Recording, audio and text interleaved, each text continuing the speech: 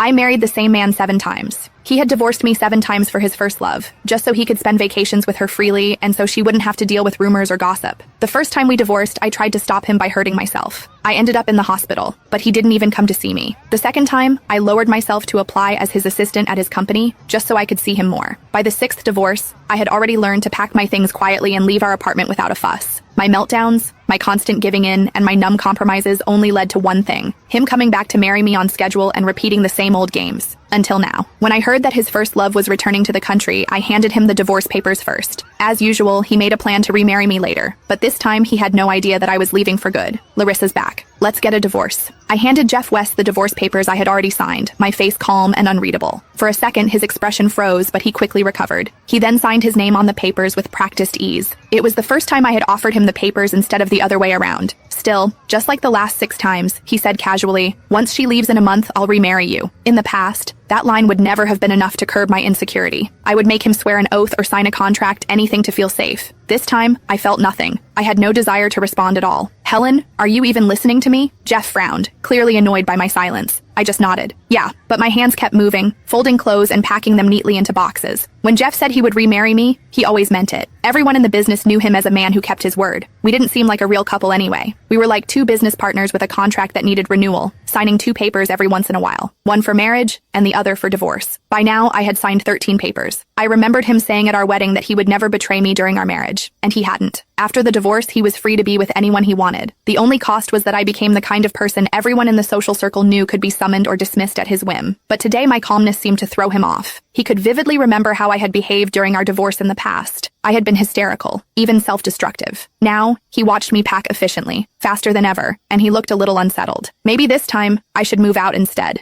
I slammed the large suitcase shut with a thunk, cutting him off. I already told my friend I'd stay at her place for a few days. Jeff seemed to have thought of something, and his face darkened even further. "You're not planning to sneak into my office again, are you? Pretending to be an assistant just to spy on me? Can't you do anything for yourself? Are you so lost without a man?" I understood what he was doing immediately. He just didn't want me showing up at his office, disturbing him and Larissa Osborne. After all, she was only back for a short visit. Jeff would always hire her to be his chief assistant, staying close to him at all times. After our second divorce, I had applied and got hired as Jeff's assistant. I carried his favorite caramel latte, heart racing with hope, as I pushed open the door to his office. Instead, I found him leaning back in his chair while kissing Larissa, who was sitting on his lap. I lost it. I lunged at Larissa, fists swinging, and Jeff slapped me to the floor. People had gathered outside the office, peeking in. Everyone assumed I was still the CEO's wife, so their eyes were full of judgment as they looked at Larissa. To spare her from gossip, Jeff ignored my tears, snatched my bag, and dumped everything on the floor. The divorce papers lay there like a warning sign, announcing to the world exactly what our relationship was.